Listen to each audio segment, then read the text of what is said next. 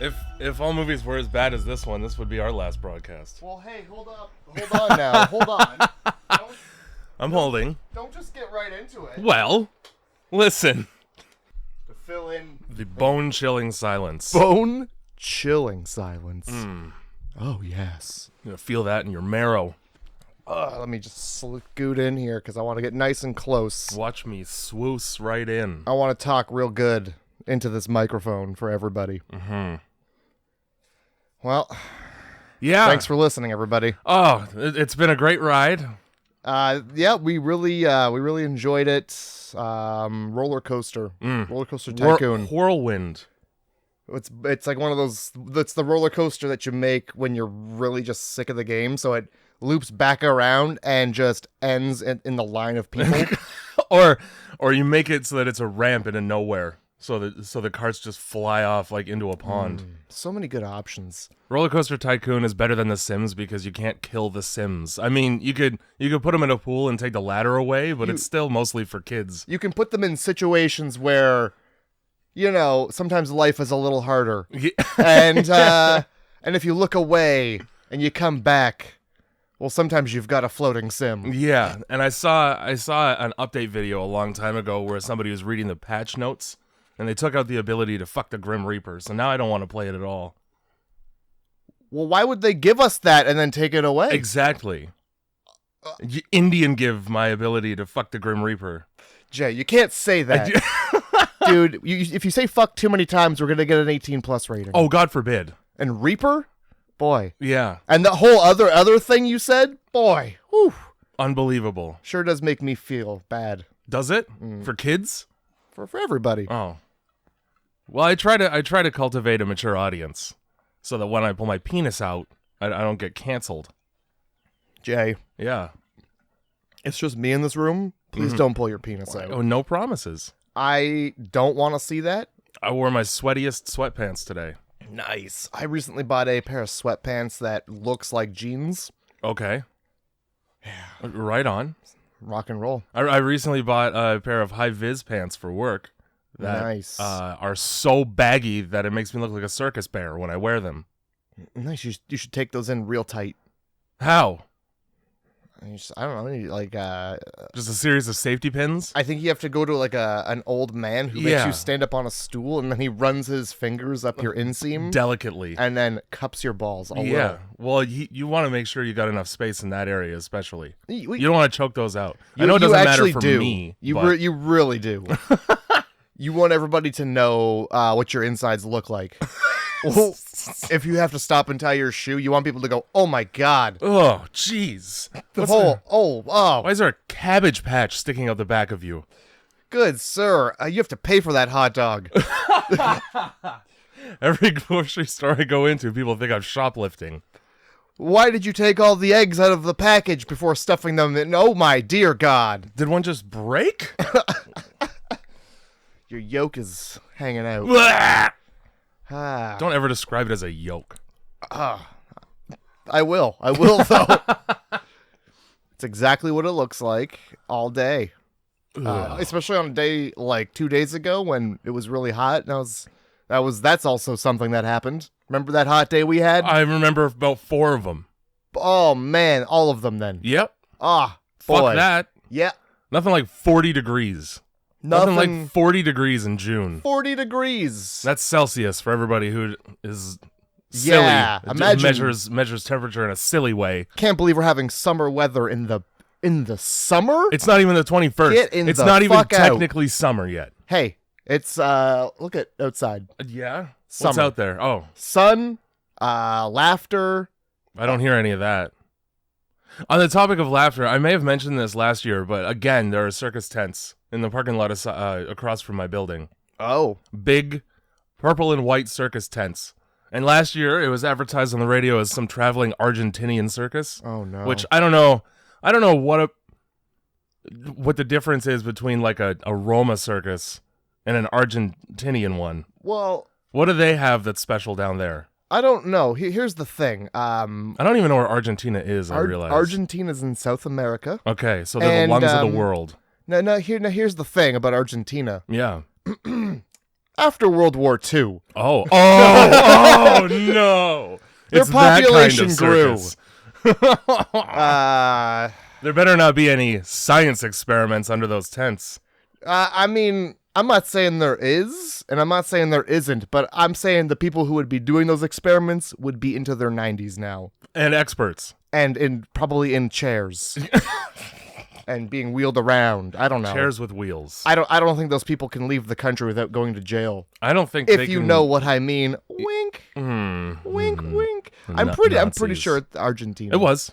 You're right. No. And Brazil, but essentially, yeah, just South America. I think they might touch. Mm-hmm.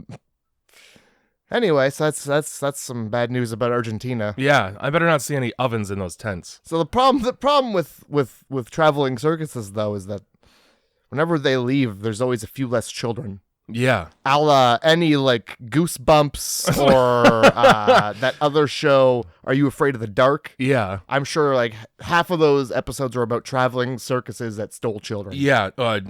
Some kind of cart that gets pulled behind with a horse and carriage, and it's got bars on the windows. Mysterious tent pops up overnight. Don't go in that shit. Nope. I mean, don't. Where's your permit? You show me a permit, or else I'm not getting popcorn here. These are I'm speaking to you. Yeah. You better be saying those words when you go to that parking lot. I'll yell it right out loud. Show me your permits. It's.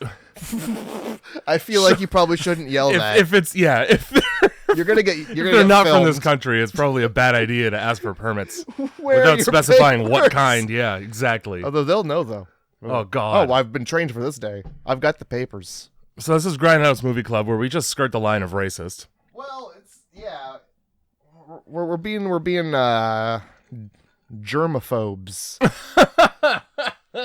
old German people and one Austrian guy. I have an Argentine allergy. To no, not the country, but just like suspiciously some of the people maybe. It's very accent based. And we just say a lot of stuff. In order to procrastinate talking about a movie that sucks. All right. Yeah. Sucks ass. Thanks, Andrew, for making the theme song. Yeah, I'm sorry, Andrew. Yeah. That your name is now tied to this particular episode of Grindhouse Movie Club. Yeah, we're just being interrupted by trucks honking. I'm gonna leave it in. I'm not even gonna cut that because it doesn't look like it's gonna even show up. I really feel like you guys are about to listen to a 20-minute podcast here. Like the longer we talk, the shorter it seems like we're gonna get it. We gotta pad this out. How was your week? Oh man, guy, week. I had one, that's for sure. Yeah, man, days went by, nights also. How about you? How was your week? It's shitty. I heard. Real shitty. Do you want to talk about it for, I don't know, 30, 40 minutes? I had to take my cat to the vet because she's got a lumpy foot. A lumpy foot? Yeah. Oh, boy, a lumpy foot, you say? Yeah, and they seemingly dealt with it, but then the next day it was still lumpy, and it continues to be lumpy to this point. I'm keeping an eye on it because, like I said to you, I believe, I'll be goddamned if I'm going to spend hundreds of dollars for them to fix nothing. You're damn right. Man, it sucks. And a pet owner, cause yeah. Oh fuck, you're just bent over a barrel just to keep the thing you love alive. That's so good. And they really get you over that barrel up like so your feet are coming up off the ground too. Yeah, it sucks. Yeah, you're essentially kissing the floor on that barrel. But you're still bent right over it. Yeah. So imagine what we're describing. It's my horrible. my. And Horrible. fucking yeah. And sometimes they don't even do a good job, and your pet just dies. Sometimes it just dies and they go, whoops, we'll take the money now. I feel like if your pet... It's like a lawyer. A good lawyer is like, I don't get paid till you get paid. Yeah, exactly. I don't get paid until I bring your cat back alive and healthy. If you get the death penalty, this case is pro bono. Should be the slogan for every veterinary office. If I've got bad news, you don't lose. Yeah, perfect. Well, you do right lose. On a bill. Oh, you do, but not money. Yeah, it's your bank account is safe, but your pet is in a grave. They've got a wild slogan that just keeps going too. Jeez. And then we can burn it for you, but that'll cost you too. Yeah, and I don't. I do $250 get it. to start a fire. Yeah, but I I've paid gas bills. They don't go that high. No. You can run the heat all day. I think that cost probably goes to sifting through the ashes for the ones that look most like your specific dog. Well, here's the secret. I'm not gonna look. No, I don't want to. That urn's never getting opened. I'm not sifting through to find things. No, if I shake it and I hear ashes inside there, great. I'm certainly I'll give you the benefit of the doubt. I'm not gonna keep it in a jar, like a mason jar, like the colored sand. Yeah, like sedimentary sand. Yeah, don't you dare shake it. Don't you mix that sand up. We're fucked. What a dick move. How do you separate it back out? You can't. I mean, you can. This sand was really, really cool, and now it's just a beach in a jar. It's a beach in a jar that looks like a clown. Yeah. The clown just was around it for any given period of time. It's glittery. Please don't pull my cat's ashes out of your sleeve. Oh, God. So yeah, go to grindhousemovie.club. Go right there. It's gonna be rad. It's probably better than this fucking film. Yep. I gotta tell you, dude. No film is better than this film. Oh, you're right. Oh my God. Grindhousemovie.club is the website. You're gonna get over 50 podcasts that are about better movies than this. Yes, you will. Like without question. Oh boy, will you ever? Every single other movie that we've covered is a better one, and we did Winter Beast. We did, and there was a dick in a box in that movie. Yeah. At least there was a dick in a box and some retarded stop motion animation, which Jay, I would have preferred. What was so late about it? What? He's speaking French. It felt like an afterthought. He's not being offensive. He's speaking French. It probably they shot the movie first, and then it came later. The stop motion animation came later. Yes. It's tardy motion animation. Yes. Oh yeah, when I went to Montreal. Yeah, you went to fucking see Blink-182. I did. I don't know why you go all the way to Montreal for that when they played Toronto like a week later. Well, Toronto was first and much more expensive. Oh, okay, I believe that. Yeah. And then in Montreal, I mean, you go there, and then the variety stores are called Couche-Tard. Couche-Tard and Dep. Well, yeah, that's just a word that Dep is. It's a whole. There's a whole word on the end of that. Oh yeah, and I don't know what it is. It's French for we sell alcohol here, and it's not, and it's like just you go in there and it's like I thought this was a variety store. Nope. Well, there is a variety of items. Yeah, they happen to be mostly alcoholic. And then you're just like, where's the government? Where's the government? And they're just like, not here. No. Not here. No. Guess what? Not anywhere else either. How's that? Only here. Only here where we live. Oh, no. They've got the sack, though. Yeah, but fuck, they obviously care way less. And then it sucks in there anyway. There was no beer, and it was just all wine. Fine. I'm great with that. That works for me perfectly. Well, it's not for everybody, Jay. It's not for everybody. Well, if you don't drink wine, you're wrong. Wow. How's that?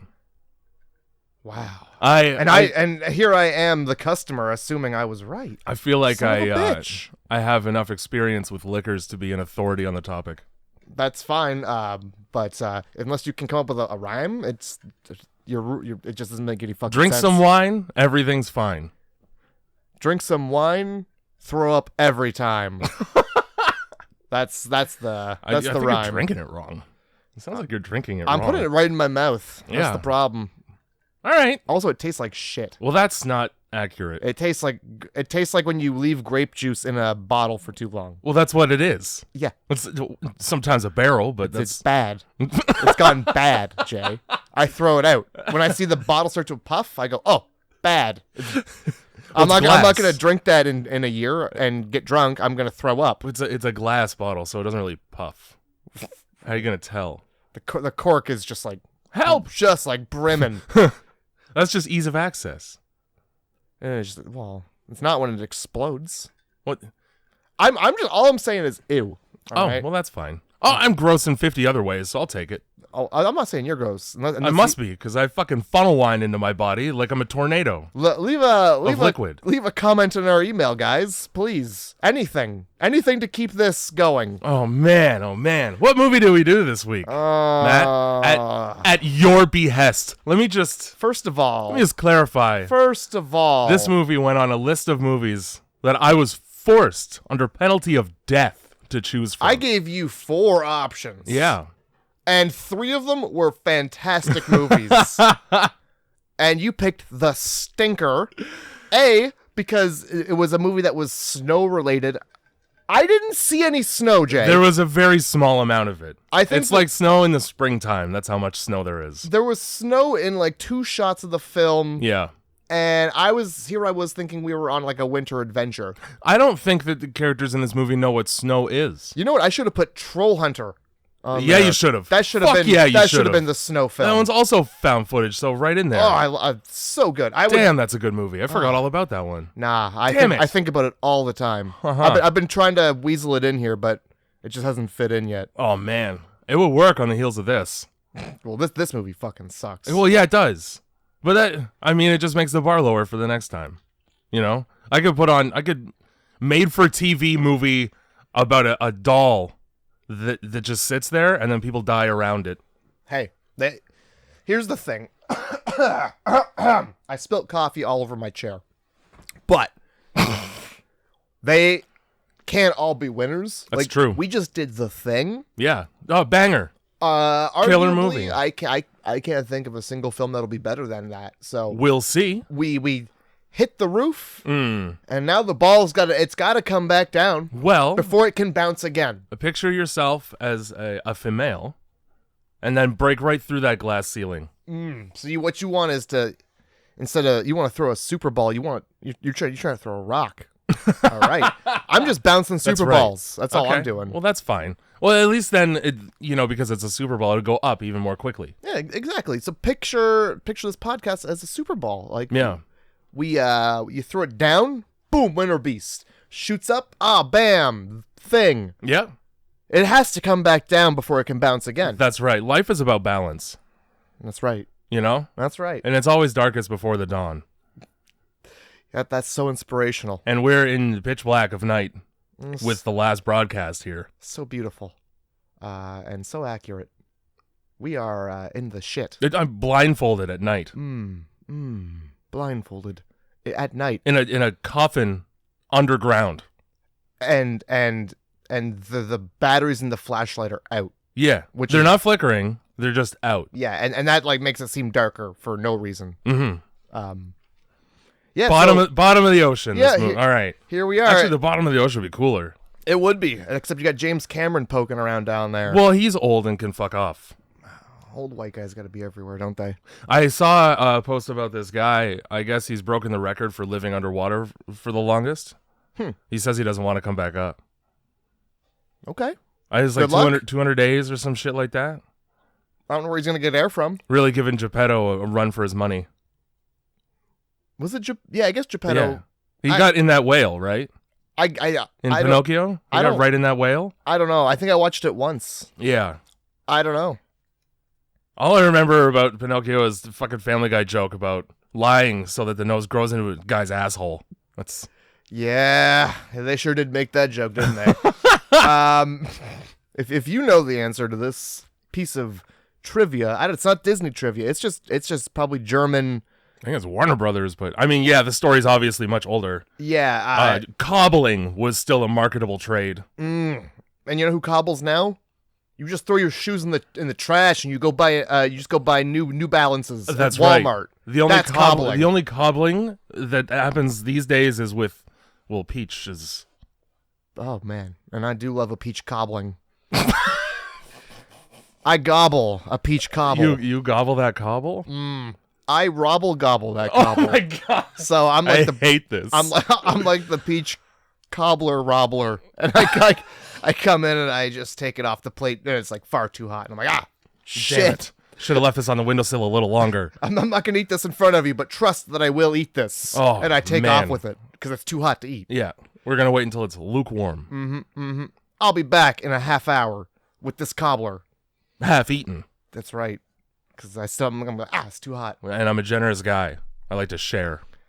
Ah, the last broadcast. Yeah, the last broadcast, do you eh? have, do you have your 2 sentences or less? You know, kinda. So, the worst thing that a person can be is a rapist.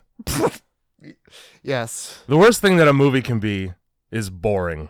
I feel like I was assaulted by the film, and it's tedium. Christ, yeah. I also didn't feel right about it. I need to get a kit after this. Like a kit with a gun and a bullet in it, so that Yeah. you can blow your brains out. That's 100% accurate. You can tell the energy's real up as a result of having watched this fucking movie. Oh my god. I can sum this up in 2 words. Yeah, do it. Forensic Files. That's all you need to know. You win this round. Oh my god. Oh. Beautiful. Oh god, it's a movie. Now, this is a found footage horror movie about people who go out into the woods to solve a mystery. Yeah. It predates the Blair Witch Project by 1 year. Boy, oh boy, whoops. I wish they would have sped that. They should have made that movie a little quicker. A lot of things can happen in a year as far as development, because the Blair Witch Project is not a bad movie. No. And this is. I'm because I want to just throw these fun facts out there. Oh, from the trivia page that had 3 facts on it? Where did I get 5 from? I got 5 facts here. Okay. Well, one of them doesn't matter. It's about some woman. This is her breakout role. More like break career role, because where's anybody in this movie? In any... Holly Madison? Yeah, who the fuck is that? A porn star now, probably? Always been. Oh. She's a playgirl. Oh, great. Yeah, that's their whole thing. Is she the landlady? To be honest, I think she's just in a clip.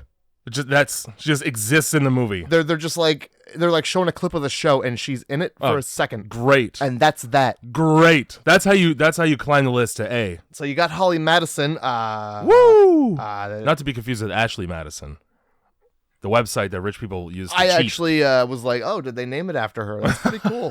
No, just she used to bang that awful old man, and that was that. Ron Jeremy? No, I mean he's pretty awful, but the other awful old man, he might be dead Hugh now. Hefner. Oh, no, okay. Ron Jeremy's in jail. Okay, he might as well be dead. Yeah, dead to me. If you don't like the ending, that's good. That's what they wanted. They were like, they wanted you to hate the ending to their own film. That's what they wanted. Cool. They nailed it. I got a $900 budget. Let me tell you, they sure nailed it. As far as production, this is exactly what $900 gets you. This is what less than a deposit on a car loan gets you. And then also, I guess this is apparently the first film that was filmed digitally. I don't believe it. Neither do I. Neither the fuck do I. And then also, if you watch the credits, everybody just fucking changed their name slightly. Yeah, so they use their real names and then swap a letter out. Yeah. For a lot of it. Yeah. Except for one. Claire DeForest. Yeah, I don't know who the hell that is. As the guy that was tasked with cutting together the footage for the prosecution. One of 5 or 6 of the most boring people to watch talk I have ever seen. This movie makes Making a Murderer look like fucking a roller coaster ride. And that's 2/3 trial footage. Yeah, this movie is terrible. Bad. It's just bad. It is. It's egregiously bad. And the fact that this is on Shudder, I don't understand how it got there. So's Winterbeast. I thought that Shudder was for horror movies. Oh, instead of documentaries that are not even mildly thrilling. And documentary is the word. Documentary, it's not. There's no found footage here to be found. No. This is literally a fake documentary that doesn't matter. At all. You could save your time. Yeah. By if you want to be scared, go somewhere else. Yeah. Go somewhere else forever and never return. Run far away from this whole film. Yeah. Hitchhike. It's miles, like the guy does in the movie. It sucks. It sucks so bad. Oh Jesus. There's not one good thing about this fucking movie. There's one. What's the good thing? When it was over. No. No, because I was mad that was the ending. I mean, when the movie stopped being one. Okay, You know? When it was done. Yeah, I didn't even stick around to see if there was like a cool ending to it Who or gives not. a fuck? Not me. Yeah, Not me at all. I now hate it even more because they were like, that means that this group of people who all essentially wrote their lines 5 minutes before shooting each scene, they all sat down and went, how can we piss off the people watching it? I know. We'll take our found footage movie, because it's not a horror movie, and we'll change it into just a movie that sucks. We'll change it into just a regular movie that sucks, instead of a found footage movie that does. Easy, Jay. I don't think they had a script. That's what I mean. It's three guys in the woods right before rolling going, okay, what do we say in this scene? And he goes, I don't know, but here's where it needs to end up, all right? I don't know, but I'm going to get my name wrong 3 times. Don't bother me. I'm still busy trying to figure everything else out. Like how to make it. Yeah.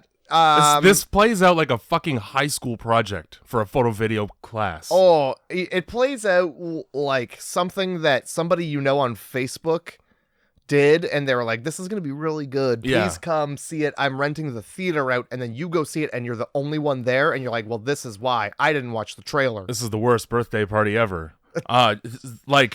So I want to say that probably the director, because, he's literally in the movie. He's the guy. He has to be. Who else? Yeah, who the nobody. fuck else is in this movie? But then on top of making himself the most important character in the movie, he also injected himself into another character in the event that he thought that this would be his breakout into directing, into filmmaking. Because that balding asshole Steven who calls himself Johnny for no fucking reason, and it's never explained, and it's super confusing because he introduces himself as Johnny, and then they call him Steven right afterward for the whole movie. Yep. I found out later on in the movie that I guess his nickname, again, they don't explain it. You have to put these puzzle pieces together yourself, and the puzzle is of a picture of shit. Yeah, so you're like, well, I got this brown piece. This is a different shade of brown. I got a little piece of corn over here. Yeah. Oh, I got corn over here. Why is this softer looking? It must go in the corner. Oh boy. My assumption is that when he becomes famous, because he's obsessed with becoming famous off of cable access television, which has literally never happened. It's not happened one time. Name a time. Tom Green. That's probably all you get. Yeah, I mean Wayne's World, but that's a movie. Yeah. His famous guy name is Johnny Love. They don't ever say that. They just call him that once. That's something a handsome man. Yeah. Not a 40-year-old with male pattern baldness and a goatee still. No, that's like on Pornhub.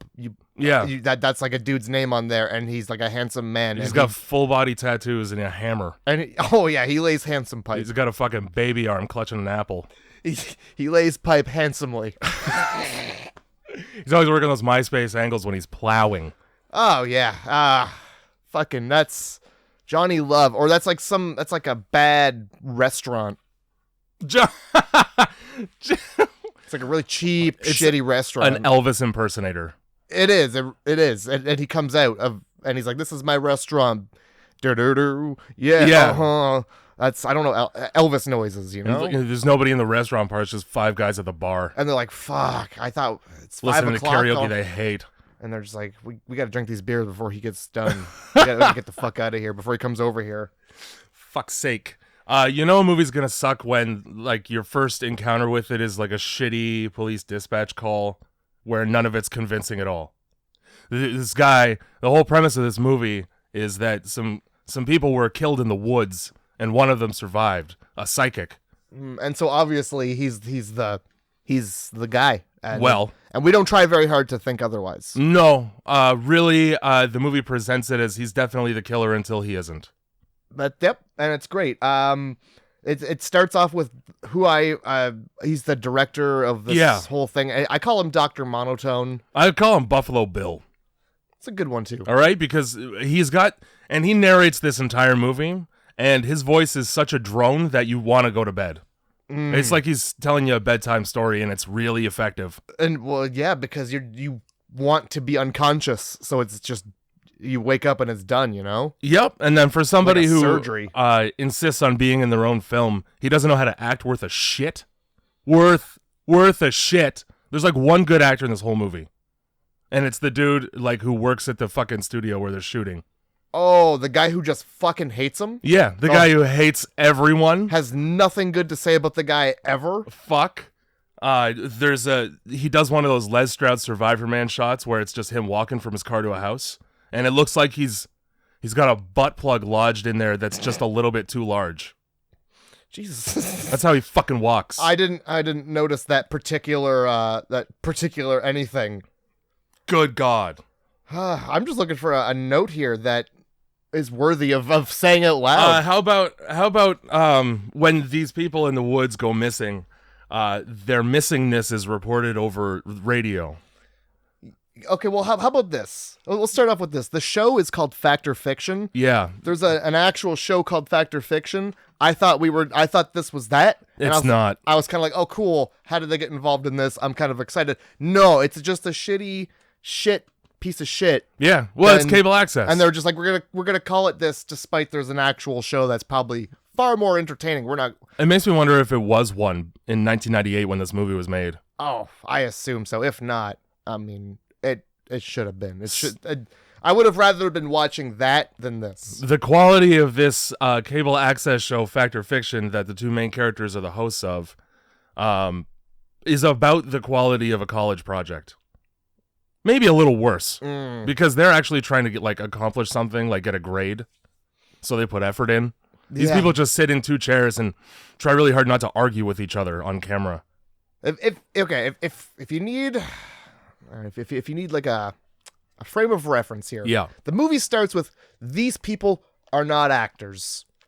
So the movie just starts by lying to you. There's a lie right there. Technically, it's the truth because they sure aren't now. Well, yeah, and they sure weren't in this movie, but like they really wanted to be.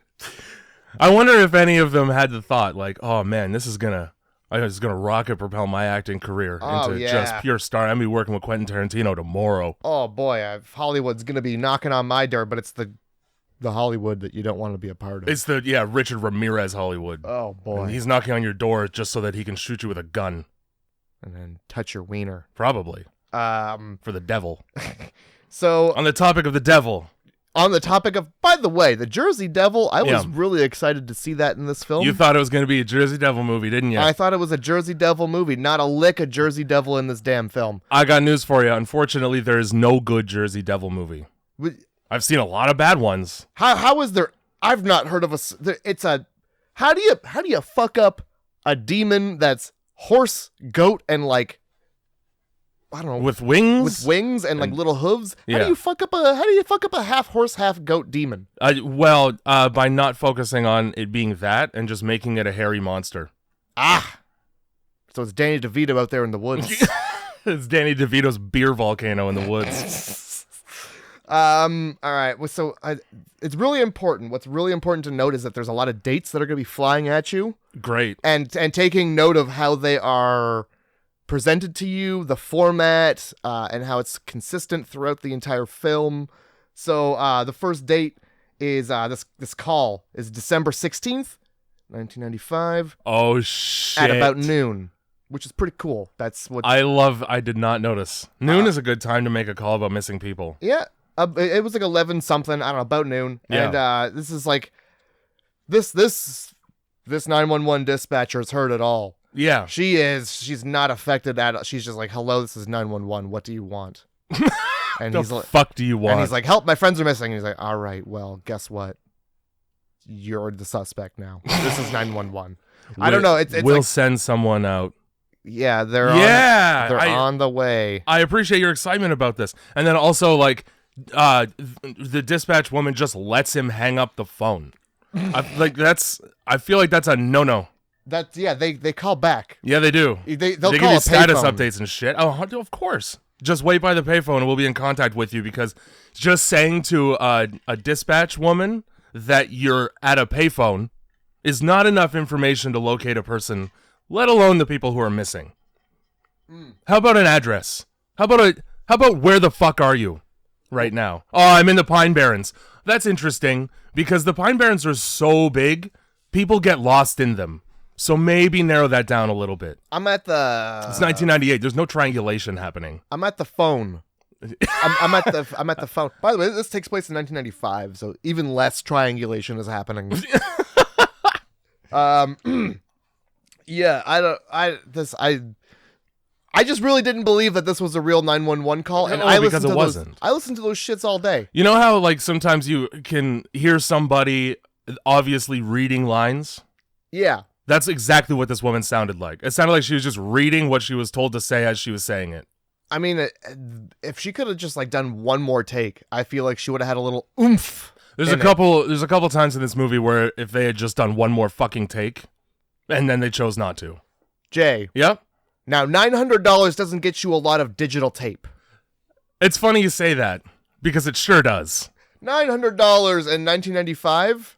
That, now, they're probably like having to digitize this and then re-record over the same tape. Because probably. The quality looks about that. It does. This movie is full of just, such infuriating, like, fake VHS. Fake everything. You know what's really funny about a lot of like the fake effects later on when the tape is sort of being reconstructed? All of those effects are digital post effects. They are indeed. The guy gets shipped a reel of film. And he gets shipped a reel of film loosely in a box with packing peanuts so that it can be damaged by static and transport. And then he wonders why it's busted. Oh, he sure doesn't. A spaghetti jumble of film.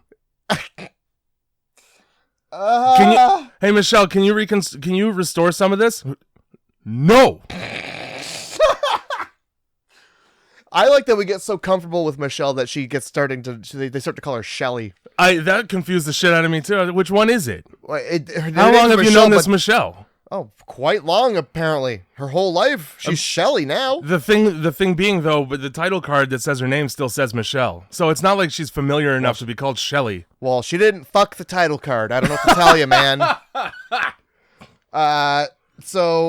We got this 911 call happens, and then boom, we're right to the worst radio station this radio DJ sounds KSRG. Like Because in small towns, we just throw a bunch of letters together, and that's our fucking radio station. PPPP. The radio station DJ sounds like a kidnapper disguising his voice, calling the parents. But like he's calling them to bring them that rockin' drive time commute. Well, he doesn't want to ruin the vibe. That's why he's so blasé about the fact that people are missing in the woods nearby. Missing people. Ha! Hey, asshole! These people probably have families who are listening because this is the only radio station in a 5-mile radius. Oh, coming at you live, 91.7. The child is gone.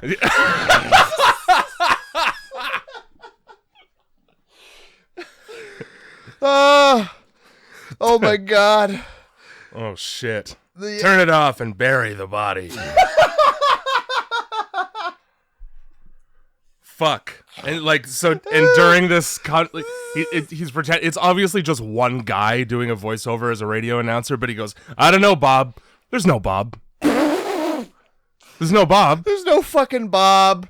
He's just trying to save his ass, just they're gonna be showing up in a couple days. Aren't we a wacky group? He fucking realizes that ha!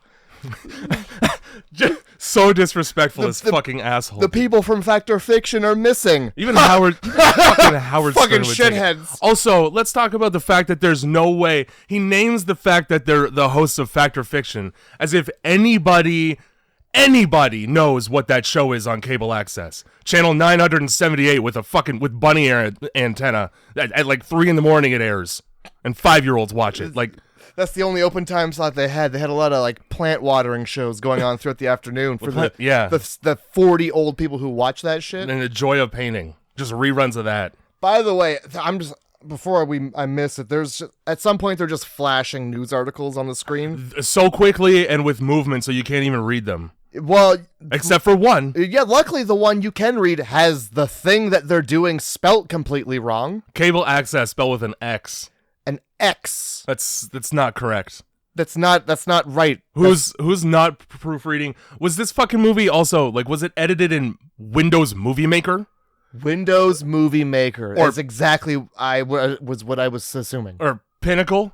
Because there's a lot of swirls, transitions. Default slate titles with no changes to the font or anything. All just like stock fades. Things spelt wrong, like an asshole. Yeah, you can make a fake news paper in Windows Movie Maker and just put text in it. That's what this looks like. It likely is, and then they just made it move so quickly that you didn't realize it. It's probably Windows Movie Maker 1, 95. I don't know. Anyway, so yeah, this fucking radio DJ is my favorite. I think yeah, it was the only good part of the film. Yep, that's fine. And now, oh boy, guess what? It's Tuesday, December 19th, 1995. Okay. Now, why does it matter that it's Tuesday? I don't know. It didn't matter. There was no fucking day of the week last time. We got a day. There won't be another day of the week in any future slate. So why does it matter that it's Tuesday right now? What now? It doesn't. Why? Ash Tuesday. I don't know. I don't know. Just fucking put the day of the week in all of them if you're gonna do one. Yeah, or none. And they're not even like, oh yeah, Tuesday's important for any reason. No, just wanted to make sure you're keeping track of the days of the week. And at this point, fictional world. I realize I'm nitpicking, but like that's it. That's this podcast. We're picking dude, this. These nits are gonna get picked. All right. It's gonna be louse free. Yeah, we're gonna have clean flesh. Oh boy. So yeah, it's fucking here we are. So this missing persons thing gets investigated and they find just body parts. 45 body parts in the woods. Mm-hmm. 45. And they speak to the lead detective on it, and I want you to know, it's like they went to a shopping mall and just like find a guy that looks like he's police. He's got the fucking big Coke bottle aviators. He has a cop's mustache. The most egregious part about his character, though, he's wearing an ATF Waco shirt. Uh-oh. He's wearing a Waco that shit happened in like 93, not 5 years before this movie came out. Waco's a whole town. Yeah, and it's in Texas, but Jay. the event, though. The event. The event. It's not a good look to be siding with the police by wearing the ATF shirt. They were kind of the jerks. And also, this is New Jersey. Yeah, we're in Jersey also. So, why are you wearing that? Yeah. You're just being a dick now. They just went to a thrift store and looked. Yeah, they did. That looks somewhat official. Oh, yeah. Let's also talk about how that's alcohol, tobacco, and firearms, not police. Not even remotely close to police. Did this murder involve a gun? No. Tobacco? No. Were they drinking? Not alcohol. Let's just say they were drinking so I can get out there. Well, I found this beer can in their car. Good enough. They planted it because they're cops, is what I'm getting at. Yeah, right. Fucking. During this detective's interviews, all of his interviews, there's just a computer screen with a missing guy on it. Well, that's fine. Not the missing people in the movie. At some point, they interview the web developer, and he's got I don't know why they're interviewing the web developer, but he's got just an open file, and it's a 3D can of beans. Well, just in case you need that. He's got this is like his resume. Like, I made this. That's their advertisement. That's their ad money. Oh shit! Yeah, that's $900 is coming from that bean placement. Yeah, it is. And the random Coca-Cola sign in the background of one of the scenes. This movie's just rampant with bean money. Like, the movie's not even on the radar of people who would like cease and desist them for having ad placement unsanctioned in their movie. It's almost like Coke looks at this movie and goes, I don't give a fuck. They look at this movie and go, it's going to cost more to like send than that. the movie. Yeah. Whatever. Oh my God. Let them have it. The guy's name is David, who's making this movie. Okay, so yeah, David's Mr. Dr. Monotone. Yes, and it is presented that he's trying to solve the mystery of what killed these people years after the fact, to see whether or not the one guy who survived was wrongfully convicted. and to get answers. Even though he's dead. And so- also, for some reason, the internet plays a huge role in his motivation. Oh my God. At this very point, they flash another thing on the screen, and it's like, oh, people were murdered in the woods. What's the internet? And out of context, if you don't, Dude. if this is your first thing, what fucking, did they just like need to fill the rest of this article with words? Yeah, right? Like it's in the background and it's just like the same sentence copy pasted over and over again. Yeah, but it's what is the internet? The internet. The people in this movie talk about the internet like it's a brand new and foreign concept instead of being an integral part of the infrastructure already. Y2K was 2 years later. It was. Everybody knows what the fucking internet is. And as well, knowing what we know now, everything in this movie's fucking how?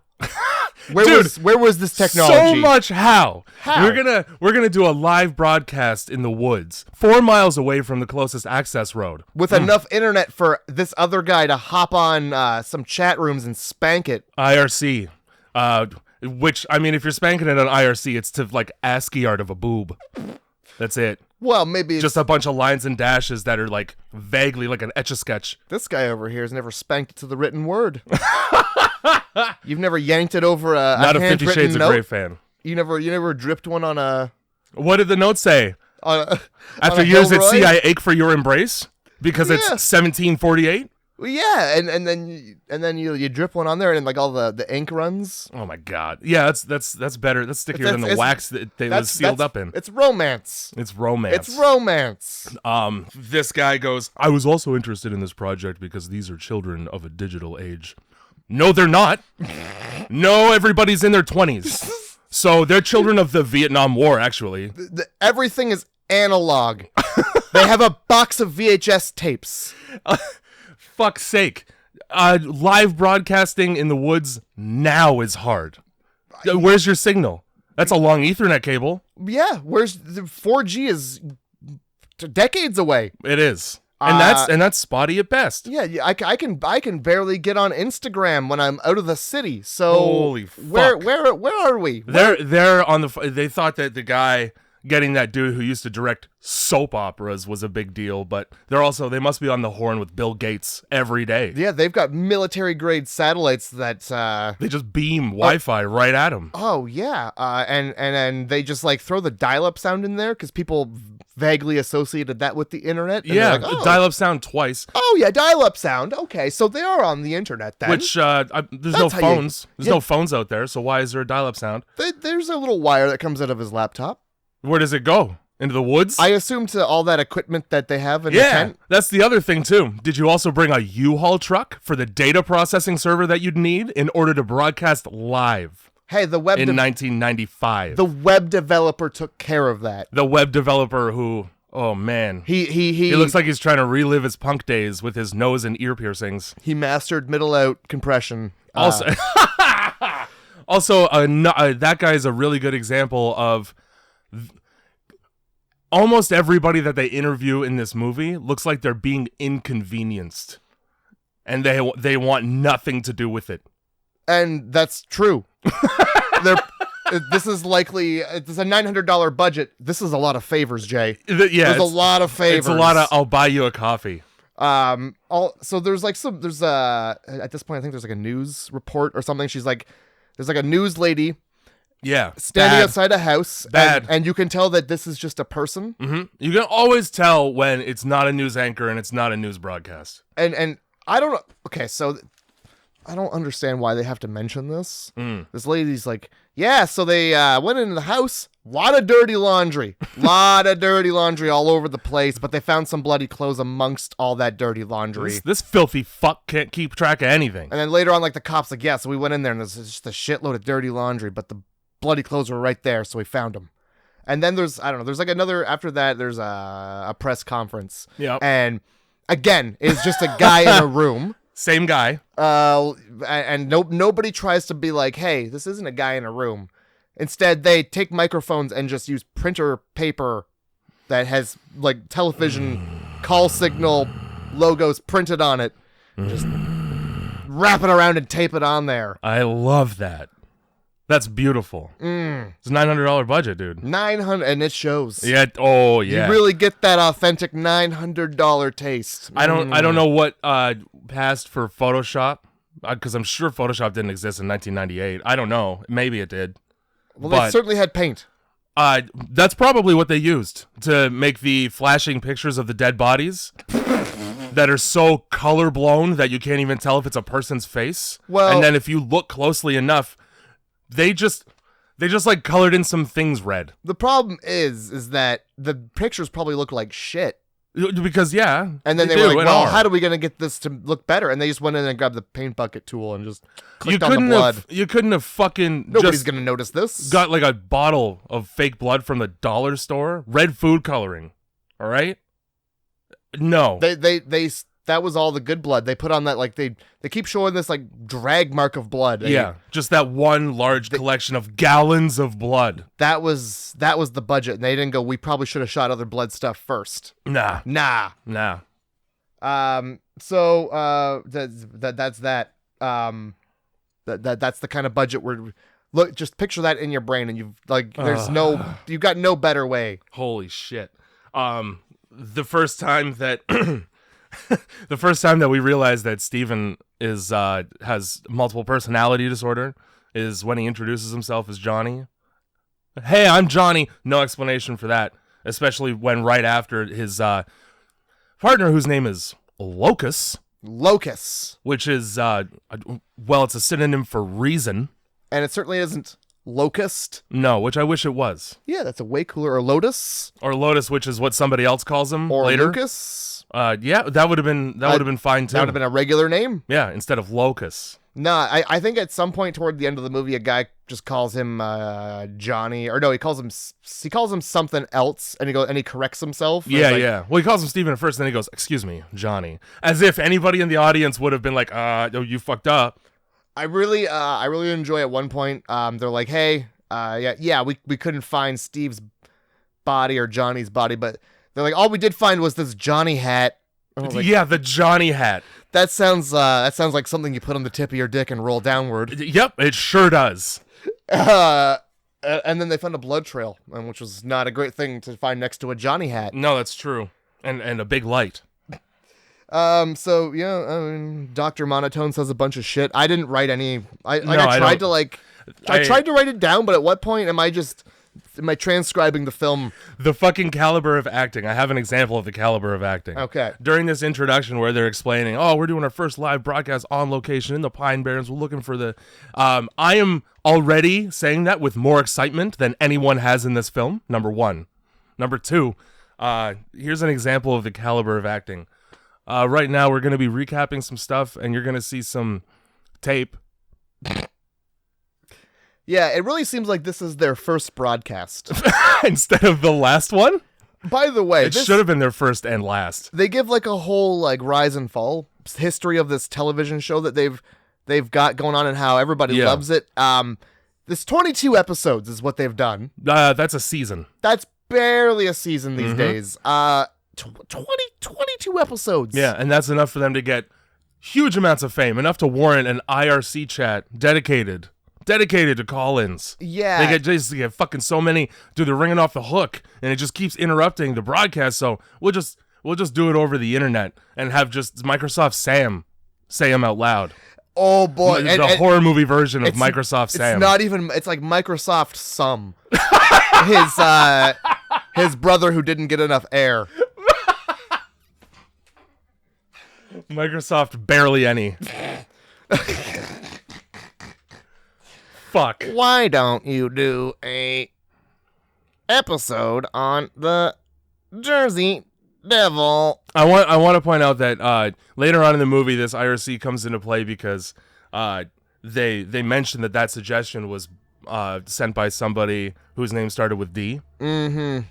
Dave, right there on the screen about 5 times. Yep. And then also, what's the main guy's name? I'm not going to put that together quite yet. Oh, okay. I'm not.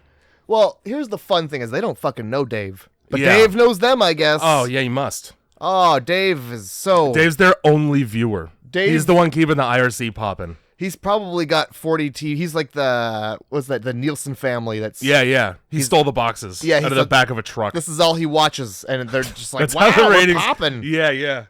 Fuck. Oh, this movie. Anyway, so we're really trying to make it fun for you. Yeah. Already this podcast is longer than the movie is. It's going to be anyway. Yeah. I'm really happy that this wasn't just a 20 minutes of us going, it fucking blows. They talked to the killer's name is Jim Seward. Yes. Jim Sewer is what I ended up calling him by the end. He's the psychic who, and by psychic we mean magician. Yeah, they really they spend a lot of time on this film talking to his childhood psychologist and landlady because look, if there's one thing you got to know about Jim, and I'll tell you this for free, his parents are fucking dead. They're dead as shit. They're fucking gone. He's got no connections to any family whatsoever. Yeah, how convenient. This child psychologist practice must not be doing very good given that he's got a dog grooming station in the office. He's got the whole apparatus with the table and the thing that you hook the leash on. That might not be for dogs. That might be Hey man, which one's the side hustle?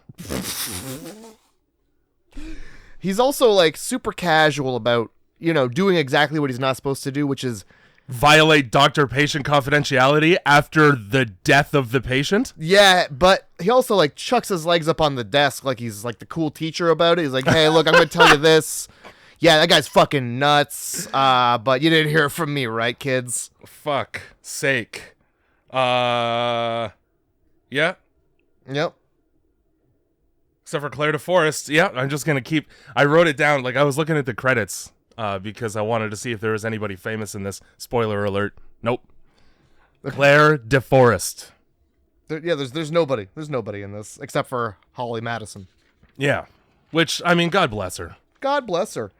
I'm just kind of, again, reading my notes here. Like, the child psychologist describes, I was Jim's psychologist when he was a kid, and he had two passions, the internet and magic. Two passions that, while harmless, may have a sinister edge. Ooh. What exactly is sinister about magic? What are you making disappear? Children? Yeah. That's all I can... what the fuck else? There's nothing sinister about going, ooh. Well, look, they're like the vibe is pretty sinister. He's just a middle-aged man. He's wearing a cape, and he's up on a stage lying to people about what he's gonna do. Like, can you really trust somebody that lies that much? This guy lies a shitload. He sure does. Yeah. So yeah, magic really and acting are his gigs, and he's like, yeah, I talked to Jim, and he was like, I got a gig. I put my magic and my acting together. It's a gig. Yeah. Explain. Well, I mean, lying is a form of acting all the time. It is. Yeah. So his other claim to fame is that he is a psychic, and he demonstrates this talent by guessing face down cards from a deck he brought from home and rubbing ash on his arm. Don't you dare shuffle those. Yeah. They've been shuffled by the spirits. It's like a tarot deck. You can't touch it. Well, I've seen Chris Angel do the ash on the arm thing. I've seen that a million times. That's great. But also, I feel like his psychic abilities really stem from his acting and the magic. The magic books that he rented from the library. And the magic kits that he bought from Walmart. Turns out one of the cards he's got up his sleeve is that whenever anybody questions him, he has an autistic fit. Oh yeah, this dude will shove you. Don't get in his face. And he'll freak out on the floor. Oh boy! I would hate to go into the woods with somebody who has a nightmare epileptic episode every time a girl gives him his number. A psychic fit is what they call it. Yeah, it's just a title card that says the psychic fit, because otherwise it would just look like a man having a panic attack. Not even a panic attack, just a tantrum. He didn't get the ice cream flavor he wanted. I think around this point, now it's 1995. It is.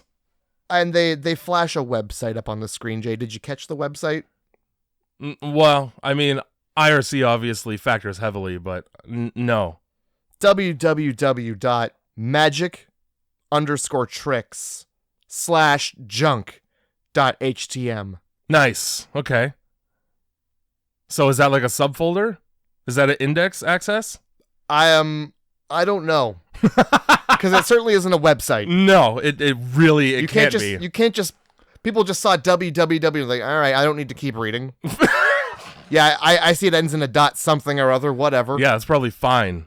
This is not the time period where domain names could just be whatever you wanted. Take 2 seconds and just, like, look at any... Like, ask Jeeves, what's that end in? .org? Throw that on there. .htm means that whoever's going to that website is directly accessing somebody's essentially FTPs. So it's like you're contacting somebody's computer and connecting directly to it. It's not the internet. Oh. Well, that's good. Well, you didn't fucking fool us, you dumbass. Oh my god, dude. Whoa, we're two smart guys who don't get fooled by that bullshit. That's right. Yeah, so fuck off, Fact or Fiction, or The Last Broadcast, or this guy, Dave. It's pretty heavily established that the two hosts, Steven and Locus, don't like each other, which is a really interesting choice to do a cable access show with a guy you hate. Yeah, the stakes are really low. They are, and they're probably not worth, experiencing frustration every day because you don't get along. Yeah, no, if you want to wander into the woods and make a video, just wander into the woods. You don't need this bald-headed fuck who's... essentially just the Hitler of cable access production. Yeah, So this video engineer, he just, he takes every moment to speak ill of the dead. He does. And also, this guy's really good at reiterating the same points 3 times and turning what could be explained in 10 seconds into 3 minutes of on-screen time of explaining.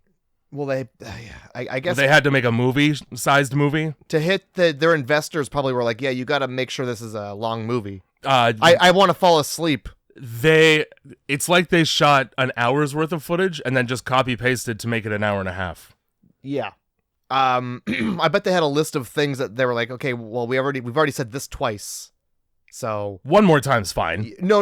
We got to hit this other one first. Oh, before we can go back to the... You're right, but we can still do it after. Oh, yeah, we can still say the same thing again. If we need time, we'll find it. Yeah. We'll find it. If I have to play the same clip in reverse twice, you better believe I will. Yeah, I was really looking for something when he did that. Yep. And there was nothing. No, there wasn't. He just did it. He just wasted your time just cuz. Yeah, and then every time there was like a swirl animation, I was like, wow. That's bad. And then it became a transition. I was like, oh. Not only is it bad, but it's worse because that's something that is default, I think. It's interesting that so this is a film put together by the man directing it. So it's sort of like Diary of the Dead in that it's been deliberately edited, even though it's found footage. Yeah. Despite that, we're not going to cut out line flubs or super long pauses when the actors forget their fucking dialogue and have to think real hard. We're just going to leave that in. It's good. We have to hit that time mark. We want to make our 900. Oh my god. We only have the 900 to make. Yes, of course, and being a found footage movie, you really want it to be like rife with footage. There was not more than 10 minutes of footage to be found. The movie is 80% B-roll of roads and trees. Yeah, I really feel like they didn't film that much. No. And they realized that. And so that guy, David, the director, just went out by himself over 2 days and just shot random shit. I hate it. Yeah. I hate it. Well, it's hateable, sir. So my impression of this film was once we got through this fucking... First of all, the worst episode of Forensic Files. Just all unnecessary and inconsequential establishment. Yeah, Jim gets convicted of the murders and he goes to jail and dies in there. Yeah, so it's you get the ending before you get the beginning. Okay, yeah. Cool. It's a real that's a fun idea. So then the footage is going to be exciting. Yeah, because they need that to be exciting. Yeah, because the conclusion to the story has already been provided to us. And this is a 90-minute movie. Yes. So necessary, I would say maybe 20 minutes of this Forensic Files knockoff. It's like watching Forensic Files, but everybody on the show only knows exactly what they're telling you and nothing more about what they're supposed to be doing. They don't try to do anything they're not supposed to do. They're just yes, I'm a cop, and These are the lines. These are the written lines for me. I'll have my $10 now, please. Exactly. It's just so that I can go back to the bus stop. Nobody's trying to like go out of their way to like be science-y or say something forensically. They're just like, and then missing people are bad for the environment. Yeah. We don't like that. We can't have that as police. So we're gonna find these guys. I am a police officer, and therefore I trust the evidence when it's presented. And good. I'm a video engineer. Fuck Steve. Yeah, that dead guy. Fuck him. And fuck him. I'm a webmaster, and I control the ability to do things live over the internet, and I just delete it when I get sick of it. You see that tin can behind me? Pretty neat, huh? Yeah, those are some beans. You can access that at www.bean_can/beancan.htm. That's where I host it. .phpx. Just have access to it when I have my computer on. They're trying to drum up help with doing this live broadcast, and so they go to this guy that one of them used to mow lawns for. Oh, not this guy. Named Sam Woods, and this is the guy that used to direct soap operas. But first of all, when they show up to ask him for investment of time and money, probably in order to improve the quality of their show, he doesn't even fucking get dressed for them. Come on into my bedroom where I don't have a bed frame, it's just a mattress on the floor, and I'll wear a house coat. Like instead of soap operas, I was directing porn, or starring in porn, or very enthusiastic about porn. I clocked that as well. I figured that the fact that he was in a robe kind of meant that he assumed that these two young men were here to ask a different kind of question. Yeah, and that still involved him. It was going to end very differently for him. You'll notice that now the murders take place in 1995. I don't know when this documentary gets made as per it. Mm-hmm. But in all of the time in between the murders and this man making the documentary, Sam Woods is still wearing the house coat. He sure is. He never changes. The whole movie. They go back to him on 2 occasions, still house coated. Same old house coat. Our introduction to this scene is just the dude like filming himself in the mirror in this guy's house, being like, "Yeah, we're gonna ask this guy for a shitload of time and money." Yeah, this guy used to direct soap operas for network. Big deal. He's gonna have a huge deal. This is gonna. He did one of the episodes of ER that George Clooney wasn't in. We're gonna deliver so hard on this, and it's gonna be so good. And then you look at him and you go, "This guy, no, no." He might have directed soap operas that air at midnight on Showcase. Yeah, this guy was heavily involved in the Red Shoe Diaries. Couch Humpers. Why? I hope that didn't make it to air. I would hope that somebody would be like, "Couch Humpers? Can we call it lovers, maybe?" He looks into the camera as if he was not ready to be filmed at all. So it's really good of Steven to turn the camera on and start recording inside his bedroom. Just right in his house, airing out his dirty laundry, probably literally. Oh, well, yeah. I just love it. Just love this whole scene. This guy's great. He really doesn't give a shit. No. And nor do I. It's good. He really embodies the audience watching. I think I said out loud about as many times as he did during his dialogue. Oh no. Again, you've consciously edited this into what it is. Cut around that shit. I fucking hate it. I fucking hate it. So in addition to Sam Woods' agreement to direct this piece of fucking garbage that won't work, we have 2 other individuals, one of whom is the psychic Jim, and the other is a guy named Ryan. Not Ryan. Not Ryan. Like an orange without the D. And his job is to mutter unintelligibly all movie. And record supernatural sounds, which he doesn't do once. No, I don't see him with a camera one time. I think maybe when he gets pushed, but aside from that, yeah. And like again, that's not audio equipment, and it's certainly not supernatural. No. I'll tell you, I didn't understand a fucking word he said, so thank God I got a version of this with subtitles. Oh, you bastard! You didn't. No. Oh, you were stuck there with fucking mushmouth. Unable to understand a word. Yeah, like sick. Brewing coffee and like reaching over people as if he's not in an interviewer and shit. Fuck. Like he's just sitting there. Well, the coffee's super important, you know. Yeah. He's got to turn away mid-interview to just check his like old coffee making thing and talk shit about the people he's working for within earshot of them. Love it. Mm-hmm. It's such an integral part of the film. It's so good. So I think we get another treat is the 911 call again. Yeah, same call. Same call. Yep. And like, first of all, dude's psychic. How can he find his friends? Like, already, I'm just like, you're a bad psychic, liar, man. Yep. It's like, you should know where these people are. His extent of his psychic abilities is, I have a bad feeling about this. he's the Velma Dinkley of psychics. Oh my god, he's going with his tummy. Fuck. Yeah. So I'd throw that guy in jail immediately. We get an image, some of the footage of them at the campgrounds in the Pine Barrens. Let me talk about, like, this guy is so psychic that he willingly dragged 3 people into the woods and they died. That's how good he is at being psychic. Such a good psychic. So, like, there's kind of like jump all over because you can't, the movie itself jumps all over. We get that mention of the shove before we actually get to see footage of the shove. Mm-hmm. But in that, around that same time, we get footage of their campsite. Now let's talk about the campsite for a second. We are in wintertime, as evidenced by the fact that people are wearing wool coats and hats and dressed gloves. warmly. And when they speak, you could see their breath. Let's hang a rope from one tree to another and just blanket a tarp over top of us. That ought to do it. That'll be fine for the winter, Jersey winter wind and all of our camera and broadcasting equipment that we just put down in the snow like 4 times in this movie.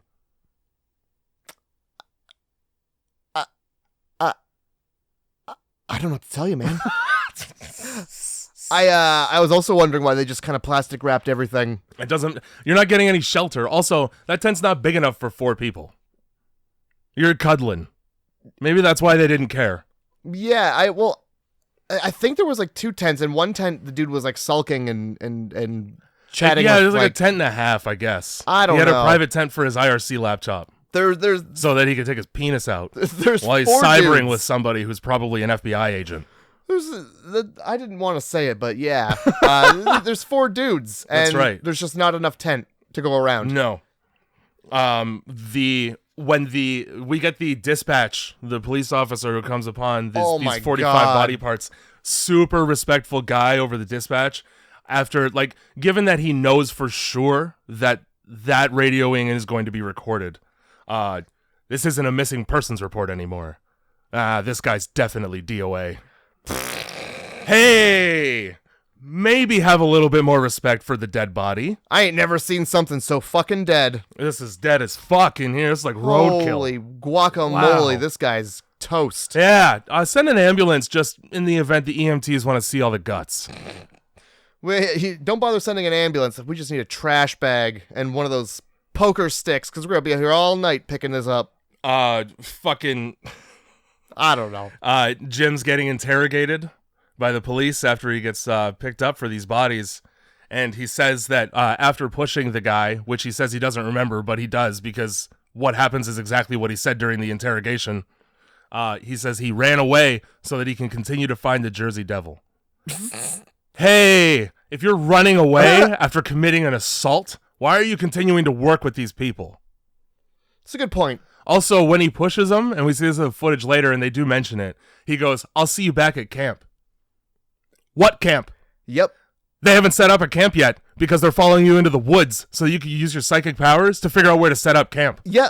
I'll see you back at camp that only I know where it is. Yeah, so they leave that in there. At the end, we see them both go like, what's he talking about? There's no camp. As if they're like... They literally, right before that, complain that they have to go back to the van to get a bunch more shit. Yeah, it's like as if they were just like, well, we better cover that up. At this point, we're not supposed to have a camp. Shit, he said, "See you back at camp," because he got a little bit too into how angry he was, and he just riffed. And so now we have to fix his fucking mistake.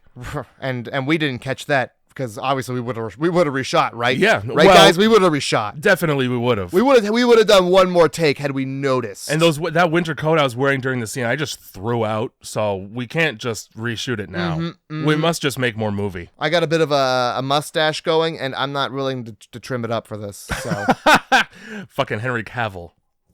Yeah. So and like also cops aren't allowed to pronounce people dead. So that's true. I mean, yeah. Cool. I mean, when what you see is just parts, you could probably make an assumption. Oh yeah, but I mean, you're not a doctor. No, it's true. You don't get to announce. For some reason, this movie focuses a lot of time on the complicated legalese surrounding trying someone for murder. Yeah, there's a lot of time spent with a lot of boring baloney going on and on. So happy that you have the transcriber's illustrations from the court, and you just, whatever, again, passed for Photoshop in 1998, superimposed Jim's existence into pictures that existed without him. Because the shadows aren't the same. Oh, and nor should they be. Jim's special. Oh, that's his aura. Right. Yeah, December 20th, questioning Jim, blah, blah, blah. I'm giving you the dates so that you can feel like it's important. Yeah. It's sure supposed to be. Yep. Sure. They arrested him on the 21st. There we go. Yeah, nice. So let's talk about how much time passes there. Did you happen to catch the number on that appeared on his arm in the ash? No, because I wasn't caring. I think it was the 13th. Ah! So the reason why I bring that up is because if you go back in your notes there, what was the date of the telephone call from the payphone? Was it 2 days later? I think it was 2 days later, which means there's an entire day unaccounted for in the chronology of this movie. Hold on. Yep, holding. Hold. Oh no. A whole day. Oh, it's even worse than that. Oh, is it more? The call was on the 16th. Oh, 2 whole days. 2 whole days that they make no mention of. No, instead, he just was unaccounted for on IRC for 45 minutes. So here's the thing. Yep. Now, again, I thought this movie was going to be like 20 minutes, forensic files, the rest footage. Good movie. So yeah. I was like, yeah, Stoked. that's such a long time. There's going to be, well, we seems like we still have an hour left of film here to go, and that's pretty cool. It is, because this found footage is going to be just rad. There's Yeah. probably going to be a Jersey Devil, because that's what they're out there to look for. Oh, yeah. And no. No, we don't get any of that at all. In fact, all of the events happen in like the first 12 minutes of them being there. Yeah, and the rest is just interviews with people talking about events Yep. that we already saw. And Inconsequential opinions from nobodies. And at this point, we're like 25 minutes into the movie, which is longer than any episode of Forensic Files. And we are nowhere close to the finish line. We have no fucking idea. No. Forensically, no idea. There's not a file on this one. Well, there's a bunch because we're about to talk to a forensic pathologist who says the killer is ambidextrous, and so is Jim. Yeah. Well, And it's rare. Yeah. It's rare that happens. Being able to write with both hands is like a fingerprint. And guess what? It's rare.